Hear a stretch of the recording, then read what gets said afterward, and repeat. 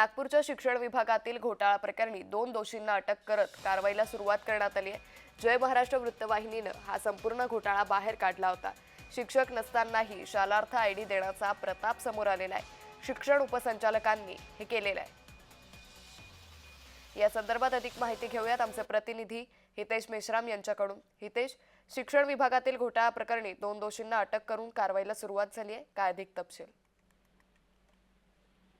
नक्कीच ज्या पद्धतीने काल जी कारवाई करण्यात आलेली आहे त्यामध्ये जी काही प्रकार जो घडलेला आहे नागपूरमध्ये त्या अनुषंगाने जे आहे दोघा जणांना ती अटक करण्यात येते आहे। त्यांना यश आलं आहे। त्यामध्ये उल्हास नगर जी आहे ती यामध्ये अटक करण्यात आलेली आहे आणि त्याचप्रमाणे जी पराग कुडके जे आहेत हे मुख्याध्यापक स्वतःला म्हणजे त्या शाळेमध्ये हे होते त्यांना देखील जे आहे अटक करण्यात आलेली आहे। हा काही जो काही रॅकेट आहे हा रॅकेट किती अधिकारी आणि कर्मचाऱ्यांचा आहे हे किती बघणं महत्वाचं आहे। ज्या पद्धतीने आता पोलिसांची कारवाई चालू झालेली आहे, ज्या पद्धतीने चौकशी या प्रकरणाची पोलिसांमार्फत करण्यात येत आहे त्यामुळे यामध्ये अजून किती शिक्षक असतील किंवा बोगस शिक्षक असतील किंवा अधिकारी असतील हे पाहणं तितकंच महत्वाचं आहे।